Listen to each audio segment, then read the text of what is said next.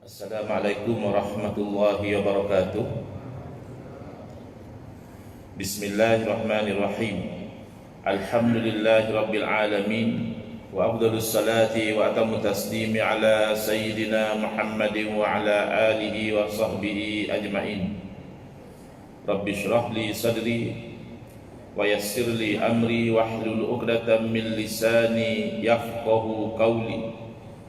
Subhanaka la ilma lana illa ma 'allamtana innaka antal alimul hakim.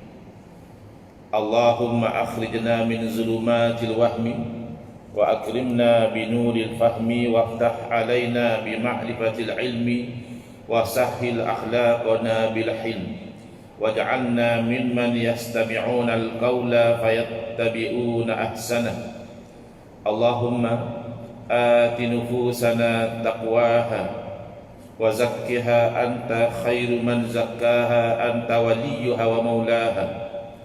اللهم أرنا الحق حقا وارزقنا اتباعه وأرنا الباطل باطلا وارزقنا اجتنابه.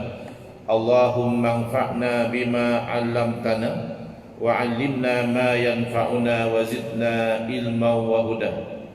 أما بعد. قال الشيخ المؤلف الإمام حجة الإسلام أبو حامد محمد بن محمد الغزالي الطوسي رحمه الله تعالى ونفعنا به وبعلومه في الدارين آمين. أما نفعه فعلى ما ذكرنا من شدة الحاجة للعبد إليه وبناء أمر العبادة كله عليه لا سيما علم التوحيد وعلم السر. Alhamdulillah, muslimin muslimat, hadirin hadirat yang saya hormati, moga-moga kita semua dirahmati dan diberkati oleh Allah Subhanahu wa taala, dan moga-moga kita semua dikurniakan oleh Allah Subhanahu wa taala kefahaman yang baik dalam urusan agama sesuai dengan sabda Nabi sallallahu alaihi wasallam, man yuridillahu bihi khairan yufaqihu fid din. Barang siapa yang Allah nakkan dengan dia kebaikan, nescaya Allah beri dia faham dalam urusan agama. Dan moga-moga kita semua dikurniakan oleh Allah Subhanahu wa taala akhlak yang mulia sesuai dengan sabda Nabi sallallahu alaihi wasallam, innama bu'istu liutammima makarimal akhlak. Hanya saja saya dibangkitkan demi untuk menyempurnakan kemuliaan akhlak. Alhamdulillah, pagi ini insyaAllah kita akan menyambung pengajian kuliah subuh bulanan hari Sabtu yang keempat, anjuran surau Jemaat Khalid Al-Walid IPK Shah Alam, menggunakan kitab Minhajul Abidin, Jalan Para Abid, tata cara ahli-ahli ibadah hasil karangan Al-Imam Al-Ghazali rahimahullah ta'ala. Masih lagi Al-Imam Al-Ghazali rahimahullah ta'ala menerangkan tentang akobah yang pertama, dakian yang pertama yang perlu didaki dengan jayanya oleh seseorang yang ingin menjadi ahli ibadah. Ada di sana 7 akobah, 7 dakian. Yang pertama adalah akabatul ilmi, dakian ilmu. Adapun manfaatnya, kata Imam Ghazali rahimahullah ta'ala, sebagaimana yang kami telah sebutkan, iaitu betapa berhajatnya seseorang hamba itu kepada ilmu. Kita ni hamba Allah, berhajat sangat kepada ilmu. Kebaikan dunia yang kita nak capai perlu kepada ilmu. Demikianlah kebaikan akhirat yang kita nak juga kita perlu kepada ilmu. Maka dibina urusan ibadah kesemuanya itu atas ilmu. Sangat rugi kalau orang yang rajin beribadah tapi malas menuntut ilmu, kerana dia membina sesuatu tanpa asas, yang mana yang dia bina itu akan runtuh. Kerana dibina ibadah itu di atas ilmu. Lebih-lebih lagi ilmu tauhid, ilmu akidah. Bimbang sekali orang yang rajin beribadah itu kalau akidahnya tidak betul, maka amal ibadahnya jadi sia-sia. Wa ilmu sir, dan juga ilmu, kalau kita terjemahkan sir, adalah ilmu rahsia. Lebih popular dikenali sebagai ilmu tasawuf. Bukan ilmu rahsia berarti tidak boleh diceritakan. Ilmu rahsia berarti ilmu yang membincangkan sesuatu yang tak nampak di hadapan mata, sesuatu yang tersembunyi di dalam hati, membincangkan tentang amal-amal soleh yang ada dalam hati, seperti ikhlas, seperti syukur, seperti sabar, seperti tawakal, dan juga membincangkan amal-amal maksiat yang perlu dijauhi oleh hati, seperti takabur, riya, ujub, hasad, dengki dan sebagainya. Falaqad uwiya anna Allah Ta'ala auha ila Dawud alaihi salam faqala ya Dawud ta'allamil ilma nafi'a. Qala ilahi wa mal ilmu nafi'u. Qala an ta'rifa jalali wa 'azamati wa kibriyai wa kamala qudrati ala kulli syai'in fa inna hadha huwa alladhi yuqarribuka ilayya. Kata Imam Ghazali rahimahullah ta'ala, ada diriwayatkan bahawa Allah Ta'ala berfirman kepada Nabiullah Daud alaihissalam dengan firman Allah, wahai Daud, hendaklah kamu belajar menuntut ilmu yang nafi'. Ya, diriwayatkan bahawa Nabi Daud alaihissalam diperintahkan oleh Allah untuk menuntut ilmu yang memberi manfaat. Lalu Nabi Daud alaihissalam bertanya, ilahi, wahai Tuhanku, wa mal ilmu nafi', apakah dia yang dikatakan ilmu nafi' ini, ilmu yang memberi manfaat ni, ilmu yang macam mana? Qala, lalu dijawab oleh Allah Ta'ala, an ta'rifa jalali, ilmu yang bermanfaat itu adalah yang kau tahu keagunganku, wa azamati dan kebesaranku, wa kibriyai dan kehebatanku, wa kamala qudrati dan kesempurnaan kekuasaanku, ala kulli syai'in, atas setiap sesuatu. Fa inna hadha huwa alladhi yuqarribuka ilayya. Kerana sesungguhnya ilmu yang macam inilah yang kita kenal akan kebesaran, keagungan, kesempurnaan, kekuasaan, keilmuan Allah Ta'ala. Inilah yang membawa kamu hampir kepadaku. Jadi kita dapat kefahaman di situ, ilmu yang bermanfaat itu bukan ilmu yang kita boleh bersyarah, yang kita boleh petik itu ini, yang kita boleh sebut kalam ulama, yang kita boleh berdebat dengan orang ramai, bukan. Tetapi ilmu yang bermanfaat itu adalah yang mendorong kita hampir kepada Allah Ta'ala. Yang kita tahu Allah Maha Agung, kita rasa takut kepada Allah. Yang kita tahu Allah Maha Mengetahui, maka kita itu menjaga tingkah laku kita. Yang kita tahu bahawa Allah Ta'ala Maha Berkuasa, lalu kita menyerahkan urusan kita kepada Allah Ta'ala, bertawakal kepada Allah. Qala rahimahullah Ta'ala, wa an aliyin karamallahu wajahahu annahu qala ma yasuruni an law mittu tiflan wa udkhiltul jannata wa lam akbar fa'arifa rabbi. Diriwayatkan daripada Sayyidina Ali karamallahu wajhah bahawa Sayyidina Ali pernah berkata, tidak akan menggembirakan aku kalau ditakdirkan aku meninggal ketika aku masih tifil, masih kanak-kanak, lalu dimasukkan aku ke dalam syurga. Jadi kan seorang fikir elok juga kalau kita mati awal, belum balik dah meninggal, tak payah susah-susah fikir dosa pahala. Ini kalau kita dah balik, ada timbangan kita. Kalau mati masa kecil terus masuk syurga saja, mungkin setengah orang dia terfikir begitu. Tetapi Sayyidina Ali radhiyallahu anhu bila mengatakan beliau tidak gembira kalau beliau dimatikan ketika kanak-kanak lalu dimasukkan ke syurga, dan tidak sempat dewasa sehinggalah aku dapat mengenal Tuhanku. Jadi tidak gembira tadi bukan kerana dapat masuk syurga, bukan. Tidak gembira kerana tidak sempat untuk belajar, untuk dapat ilmu yang dengannya dapat mengenal Allah Ta'ala. Fa inna a'laman nasi billahi asyadduhum lahu khasyatan. Siapa yang kenal Allah Ta'ala ni? Sesungguhnya orang yang paling alim, yang paling mengetahui tentang Allah adalah orang yang paling takut kepada Allah Ta'ala. wa aktsaruhum ibadatan, dan yang paling banyak beribadah kepada Allah Ta'ala, wa ahsanuhum fillahi nasihatan, dan yang paling elok keikhlasannya kepada Allah Ta'ala. Jadi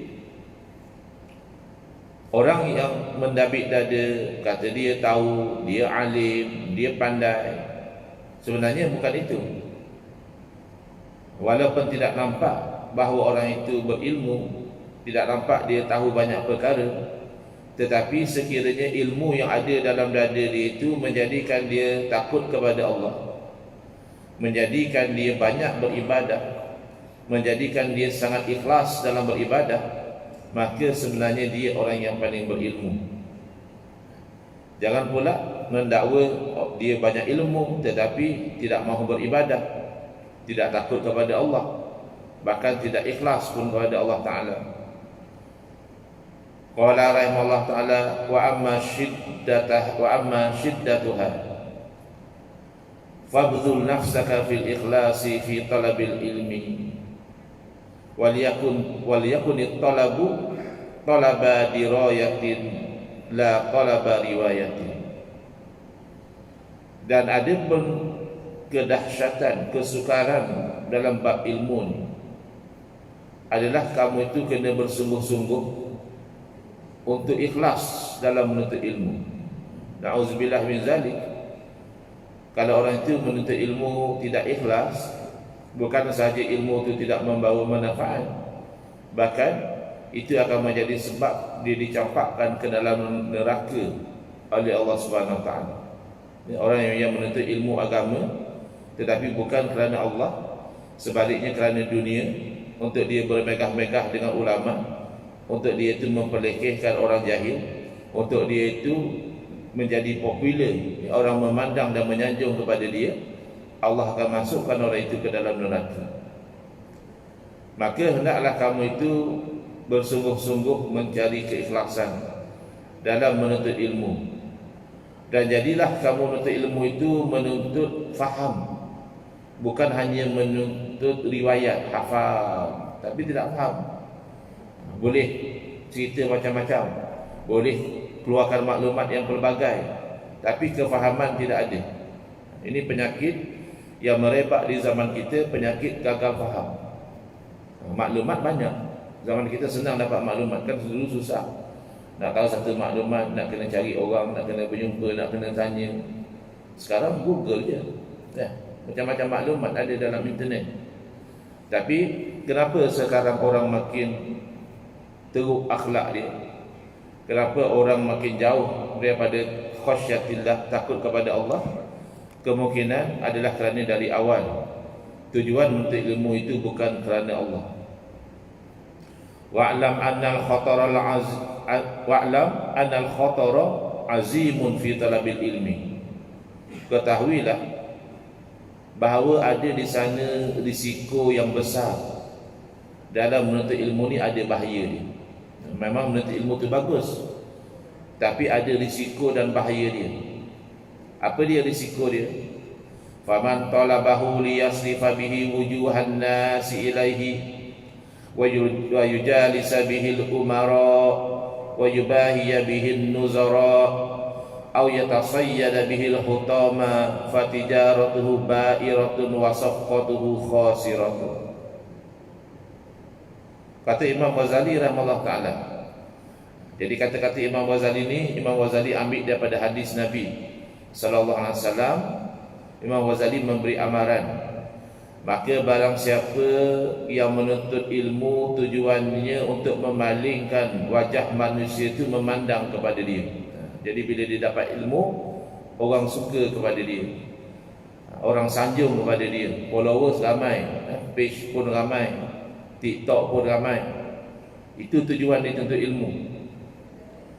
Dan tujuannya adalah supaya dia dapat duduk dengan para pemimpin.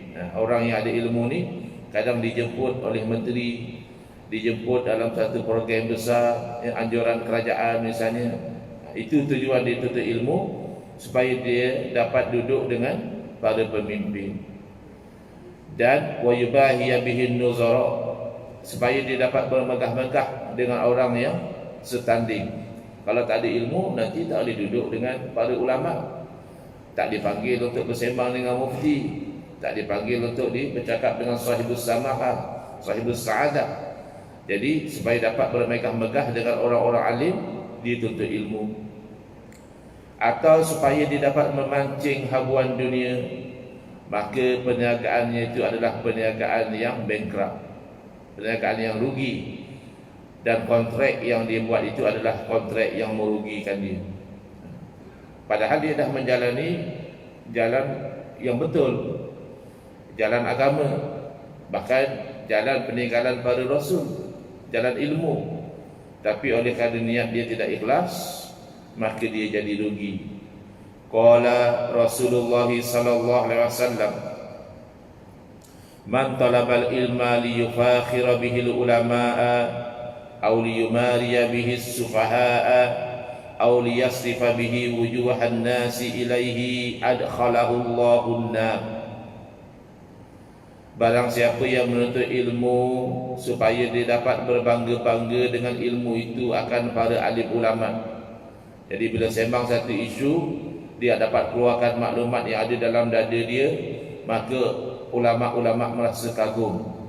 Ataupun supaya dia dapat berdebat dengan orang-orang jahil, atau supaya dia dapat memalingkan wajah-wajah manusia menjadi kagum kepada dia. Apa natijah dia? Adkhalahu Allahun nar. Nescaya Allah masukkan dia ke dalam neraka. Wal iyazubillah.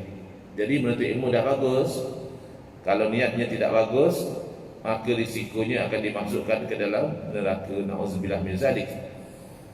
Qala Abu Yazid al-Bustami rahimahullah ta'ala, amiltu fil mujahadati salasina sanatan fama wajadtu syai'an ashadda alayya minal ilmi wa khatarihi. Jadi Syekh Abu Yazid al-Bustami rahimahullah ta'ala, tokoh sufi yang terkenal, beliau berkongsikan pengalaman beliau.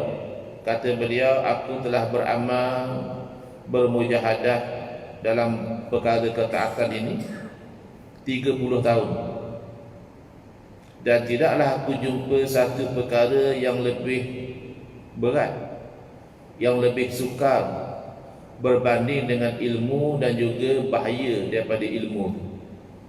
Kadang mungkin asalnya tu memang nak menuntut ilmu, bila dah ada ilmu, dah lari tujuan dia, dah seronok untuk mendapat habuan dunia daripada ilmu itu, dah jadi tujuannya nak mengalahkan orang dalam debat, nak menampakkan kita lah yang paling tepat. Ini risiko dia. Paling payah sekali mujahadah adalah dalam bab ilmu dan juga risiko-risiko yang ada pada menuntut ilmu. Jadi berat bila dengar macam tu, bahaya juga nanti ilmu. Lalu terus Imam Ghazali rahimahullah ta'ala bagi peringatan balik, kotlah nanti punya risau langsung tak mau tuntut ilmu lah kalau macam tu. Maka kata Imam Ghazali rahimahullah ta'ala, wa iyyaka ayyuzayyina laka syaitanu fayaqula laka idza kana qad warada hadzal khatarul azim fil ilmi fatarkuhu aula. Syaitan dia sentiasa ambil peluang. Jadi berhati-hatilah kamu, jangan sampai syaitan itu menghiasi kepada kamu perkara yang batil. Lalu syaitan menghasut. Kata dia, kata syaitan lah, kalau dah macam ni punya bahaya, besar punya bahaya dalam menuntut ilmu ni, baik tinggal tu, apa ambil risiko. Nanti kau tuntut ilmu, tak usah-usah kau tak dicampak dalam neraka sebab kau tak ikhlas. Lebih baik kau tinggal je. Fala tazunnanna dzalika, jangan sekali-kali kamu menyangka seperti itu. Falaqad urubiya an Rasulillah sallallahu alaihi wasallam annahu qala, kenapa walaupun risiko menuntut ilmu itu besar, bahayanya besar, tapi jangan kita tinggalkan, kita teruskan juga. Kerana Nabi SAW diriwayatkan baginda bersabda, utli'tu lailatal mi'raji 'alan nar fara'aitu aktsara ahliha al-fuqara. Pada malam Mi'raj aku telah diperlihatkan kepadaku itu akan api neraka.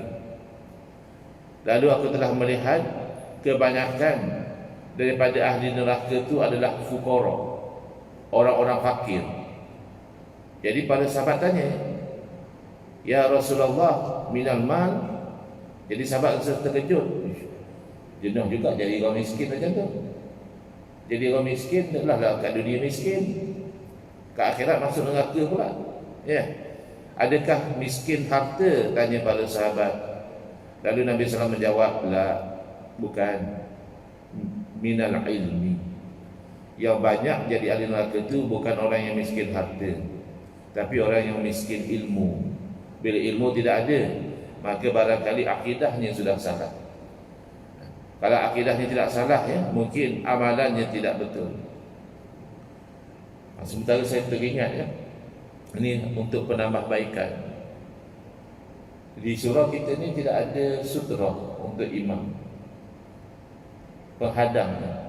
Kalau memang imam sembahyang depan dinding, tak ada masalah lah, dinding itu jadi sutra. Sekarang ni kedudukan imam jauh daripada dinding.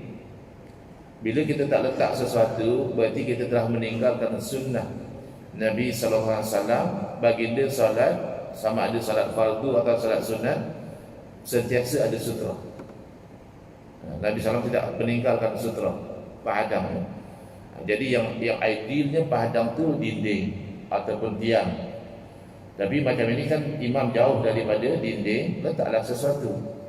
Tak kisahlah stand mikrofon ke, tempat sangkut tasbih ke, dia lebih kurang sekadar satu hasta minimum. Letakkan sutra. Kerana bila imam tidak ada sutra, habislah makmum pun tak dapat. Kalau imam ada sutra, sutratul imam, sutratul lima khalfahu. Sutra yang diletakkan di hadapan imam tu menjadi sutra kepada makmum. Jadi makmum tak perlu ambil sutra lagi, ya, kerana imam sudah ada sutra. Tapi imam tak ada sutra, semua terlepas, padilah, rugilah. Bukan benda yang susah sangat, ya.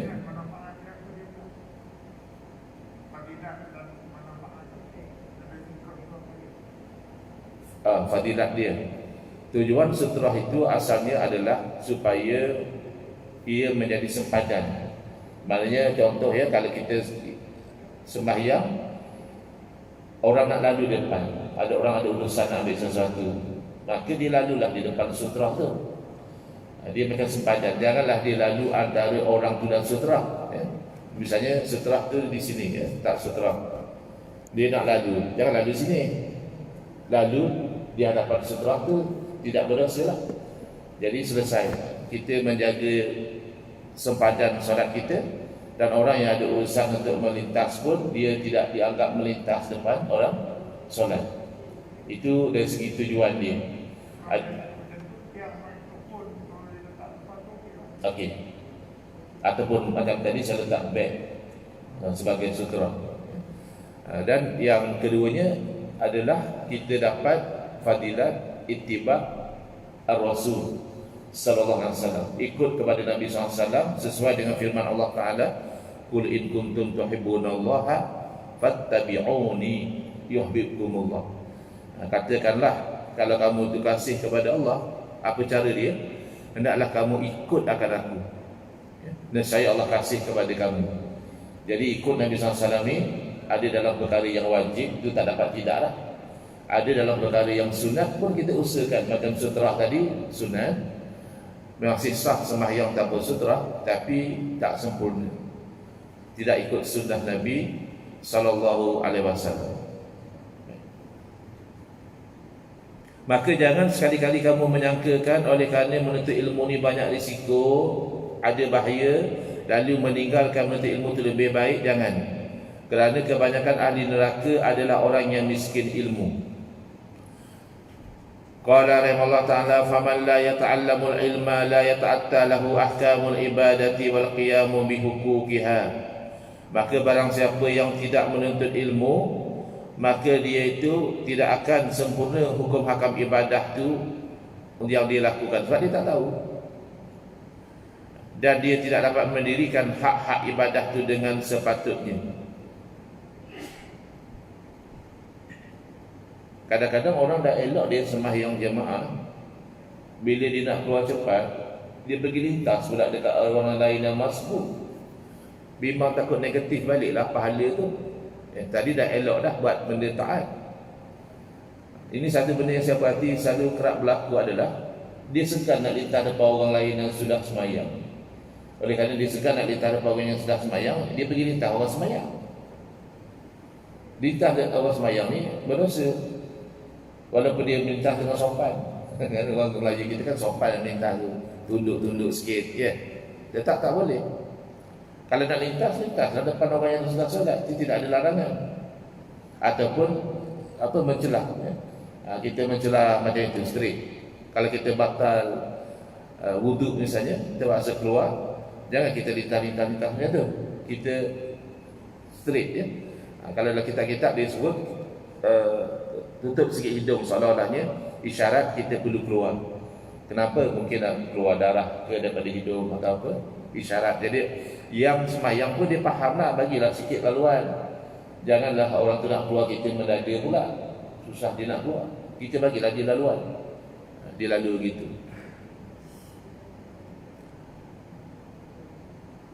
Walau anna rajulan abadallaha ibadata malaikatis sama'i bighairi ilmin kana minal khasirin. Ini mubalaghah lah, ya. Ini exaggerate, ya, untuk make the point, ya.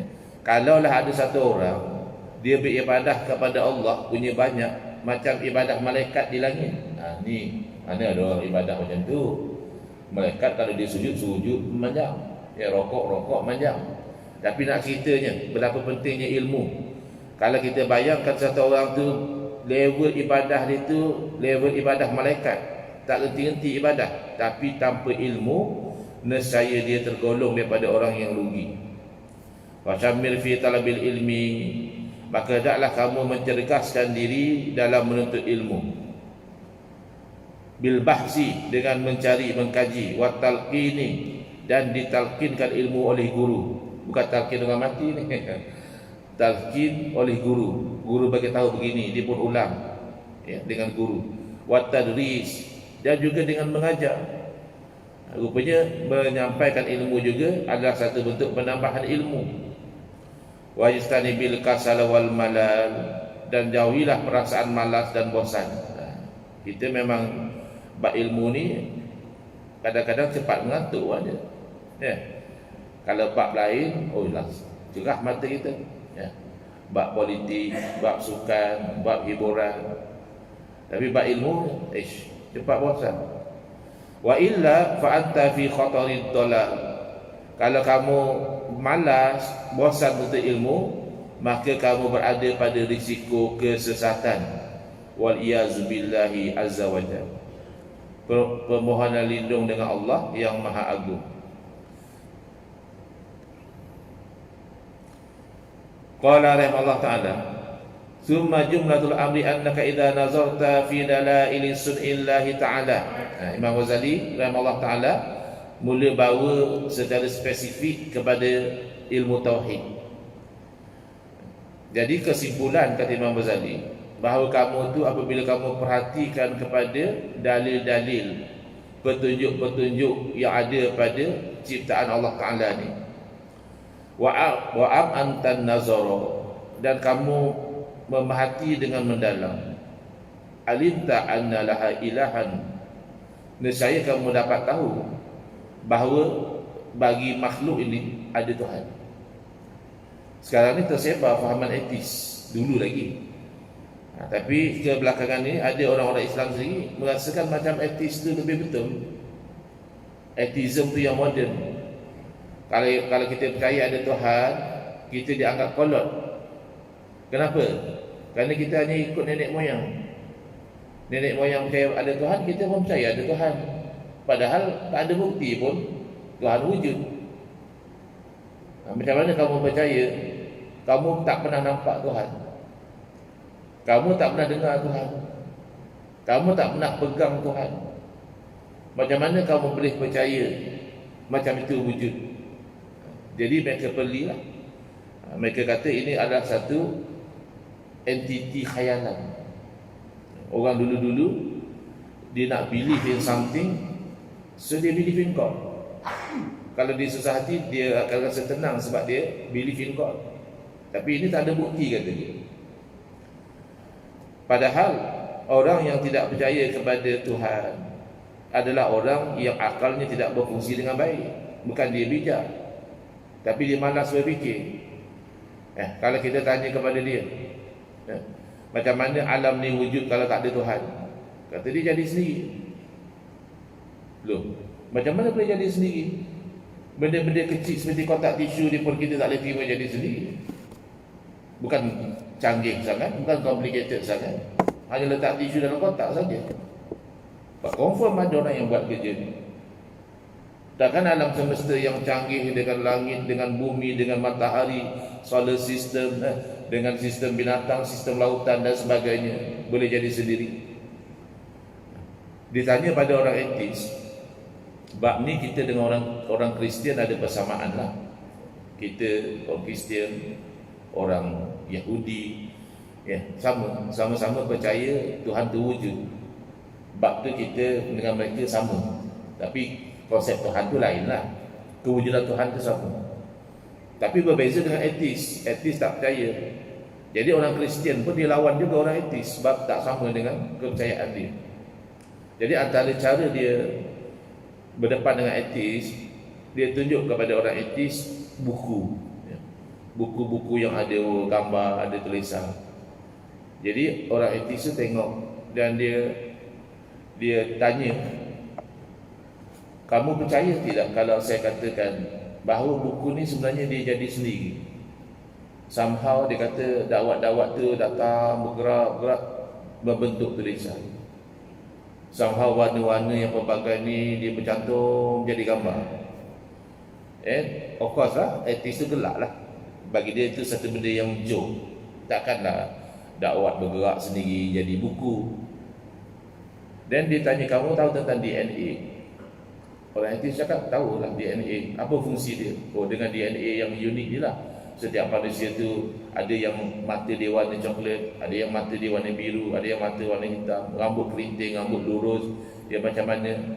DNA itulah. Dan setiap orang punya DNA yang unik.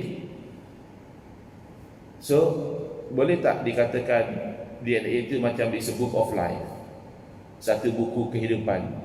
Di situ ada kod-kod kehidupan seseorang. Dia kata, you can say so.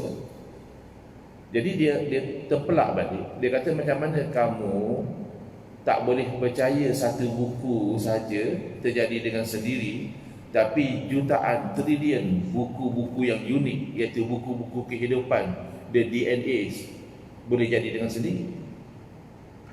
Etis tu macam dia tak pernah fikir. Jadi atheism tidak bijak sebenarnya. Dia assume satu benda yang tak nampak, tak wujud. Loh, jangankan kata Tuhan, makhluk pun ada yang tak nampak. Angin kita tak nampak, tapi kita nampak kesan dia, maka kita tahu angin wujud. Gelombang radio kita tak nampak, tapi kalau kita pasang radio dapat detect, berarti gelombang radio tu ada walaupun tak nampak. Dan ada benda-benda yang wujud yang kita tidak dengar, yang kita tak boleh pegang. Itu baru makhluk, apatah lagi Allah. Jadi kata dia, kalau macam itu, kalau setiap benda yang wujud perlu diwujudkan, habis itu siapa yang wujudkan Tuhan? Macam tu pula. Berarti masih tidak bijak lagi. Kalau Tuhan dia juga diwujudkan, berarti dia bukan Tuhan, berarti dia makhluk. Dia tak boleh beza antara makhluk dengan Tuhan. Yang dikatakan wujudnya itu mesti diwujudkan adalah yang wujud selepas tak wujud, iaitu makhluk. Satu benda itu asalnya tak wujud, kemudian dia wujud, maka dia mewujudkan diri sendiri mustahil. Dia wujud dengan sendiri juga mustahil.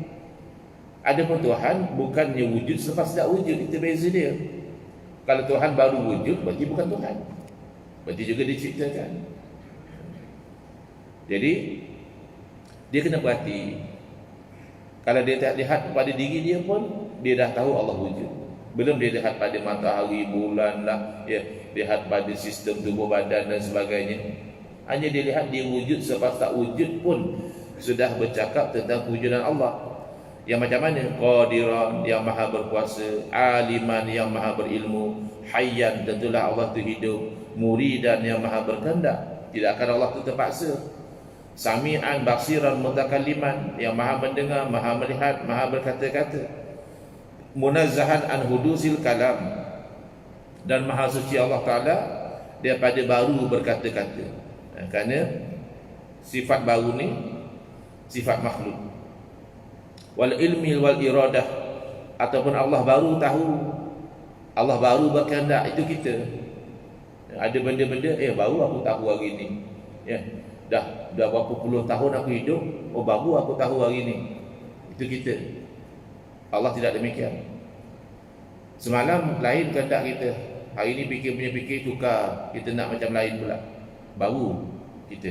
Allah tidak demikian. Muqaddasan an kulli naqsin wa afatin. Kalau kita perhatikan, kita yakin kita punya Tuhan yang maha suci daripada segala kekurangan dan juga segala kecacatan. La yusafu bi sifatil muqaddasin. Tidak mungkin Allah disifatkan dengan sifat makhluk. Wala yajuzu alaihi ma yajuzu alal mahdudin. Dan tidak harus berlaku kepada Allah Ta'ala apa yang harus berlaku kepada makhluk yang terbatas ini. Ini yang tak faham. Kata dia, apa masalahnya Allah Ta'ala turun ke langit? Malaikat yang Allah cipta pun boleh turun naik. Takkan Allah yang cipta malaikat kali turun naik? Lah kamu tak faham. Malaikat tu makhluk. Makhluk tu terbatas dengan tempat. Maka ada kalanya di atas, ada kalanya di bawah.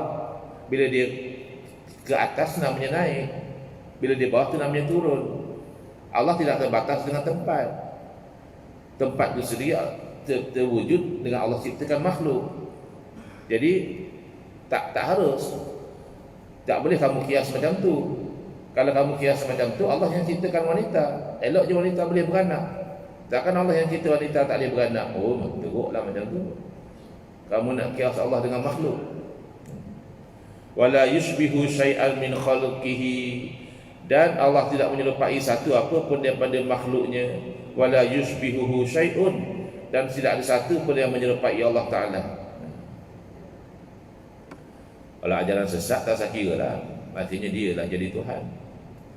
Wala tatadammanuhul amakin wal jihatu, dan Allah Ta'ala tidak dikandungi oleh tempat dan juga arah. Jadi jangan duduk layan yang main ayat mutasyabihat, kata Allah duduk di atas, duduk di langit, di arat dan sebagainya. Kita yakin bahawa Allah Ta'ala bukan makhluk. Allah Ta'ala itu tidak terbatas dengan tempat dan arah. Wala tahulluhul hawadisu wal afatu, dan tidak akan berlaku kepada Allah Ta'ala perkara yang baru dan sebarang bentuk kekurangan. Wallahu a'lam. Next insya-Allah kita lihat Imam Ghazali rahimahullah ta'ala menceritakan tentang para rasul, masih dalam domain ilmu tauhid lah. Kerana ilmu tauhid ni ahli sunnah wal jamaah ada 3 cabang utama: ilahiyat, bincang ketuhanan; nubuwat, bincang kenabian; dan sam'iyat ataupun ghaibiyat, bincang benda-benda yang gaib yang kita iman semata-mata kerana Nabi bagi tahu. Wallahu a'lam. Bismillahirrahmanirrahim. Alhamdulillah bil alamin, wassalatu wassalamu ala asyrafil anbiya'i wal mursalin wa ala alihi washabbihi ajma'in. Allahumma shrah sudurana wa ahsin akhlaqana wa ahsin ujurana wa nawwir qulubana bi nuri hidayatika kama nata'udhu min nuri syamsika abadan abada. Allahumma anqulna min dhulil ma'siyati ila izzi ta'ati ya arhamar rahimin. Wa sallallahu ala sayyidina Muhammadin wa ala alihi washabbihi wasallam. Alhamdulillah rabbil alamin. Amin ya rabbal alamin.